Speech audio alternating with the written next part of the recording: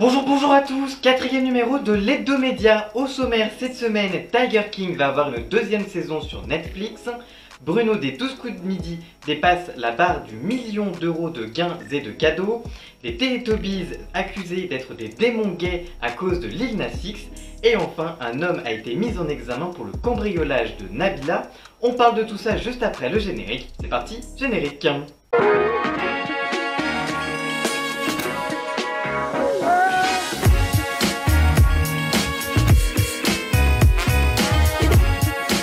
On parle maintenant des 12 coups de midi avec Bruno qui dépasse la barre du million d'euros de gains et de cadeaux. Cette semaine, Bruno, candidat des 12 coups de midi, a battu un nouveau record en dépassant la barre du million d'euros de gains et de cadeaux. Le million d'euros n'avait pas été remporté en France depuis 2004 et c'était lors de la participation de Marie à Qui veut gagner des millions qui avait remporté le jackpot de l'émission de Jean-Pierre Foucault sur TF1. Avec sa cagnotte qui dépasse cette somme, Bruno entre donc dans l'histoire en devenant la personne ayant remporté la plus grosse somme d'argent dans un jeu de télévision en France. Il avait auparavant battu le record du monde de participation à un jeu télé, là aussi dans le monde, et le record du monde de victoire en solo dans un jeu télévisé. Bref, Bruno est donc l'homme de tous les records. On parle maintenant de Tiger King qui va avoir droit à une deuxième saison sur Netflix. Après avoir réuni près de 64 millions de spectateurs sur Netflix, Tiger King devrait avoir une deuxième saison.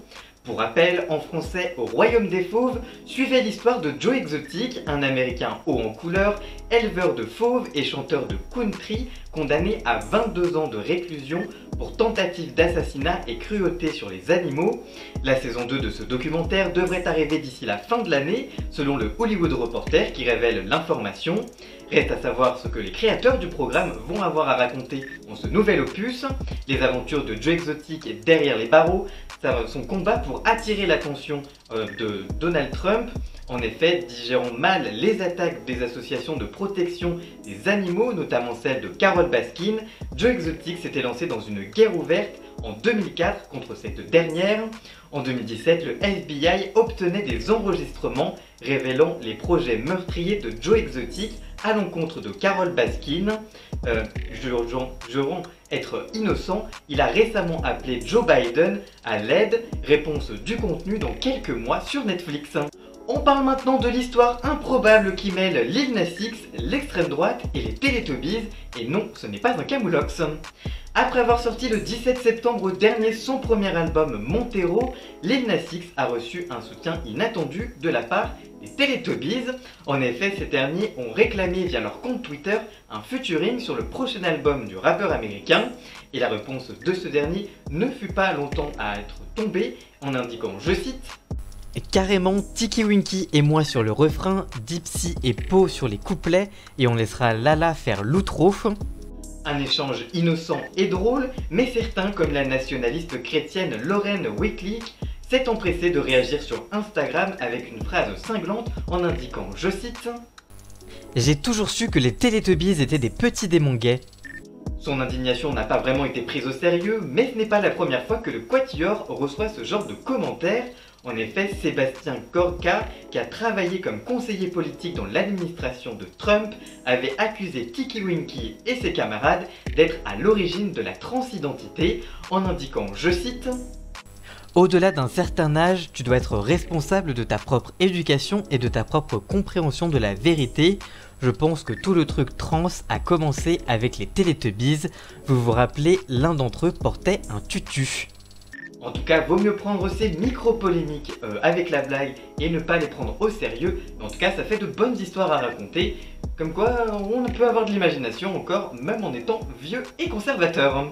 On évoque maintenant le cambriolage de Nabila Benatia pendant son mariage, puisqu'un homme a été mis en examen et incarcéré. Pour rappel, en juillet dernier, la chambre d'hôtel de la star de télé-réalité Nabila et de son conjoint Thomas Vergara avait été cambriolée alors qu'ils célébraient leur union à Chantilly, entourés de leurs proches. Mais 2 mois après les faits, l'enquête avance. Mardi, un homme a été mis en examen et incarcéré, a indiqué la section de recherche d'Amiens en indiquant, je cite, « Nous avons procédé lundi à l'interpellation d'un homme âgé de 34 ans de nationalité marocaine résidant à Creil dans l'Oise et d'une femme de 41 ans de nationalité française également résidente de Creil. Lors de leur audition respective, ils ont tous deux contesté leur implication dans les faits considérés. Déjà condamnés à 24 reprises entre 2005 et 2020 pour des faits de nature différente et déjà mis en examen dans une affaire distincte relative à des faits de vol aggravés, il a été placé en détention provisoire conformément aux réquisitions du parquet. La seconde personne, ancienne compagne du mis en examen et chez laquelle il réside toujours, a été placée sous statut de témoin assisté. Le préjudice occasionné avait été estimé à près de 150 000 €. En tout cas, cette semaine, la star de télé-réalité s'est estimée heureuse de cette décision. Voilà, merci d'avoir suivi ce nouveau numéro de l'Hebdomédia. S'il vous a plu, n'hésitez pas à le liker, le commenter, le partager et même à vous abonner. On se retrouve très vite pour une toute nouvelle vidéo. Merci encore à Jason pour la musique de fond. Les liens vers ses réseaux sociaux sont dans la description, tout comme les liens vers mes réseaux sociaux. On se retrouve très vite pour une toute nouvelle vidéo. A très bientôt, ciao!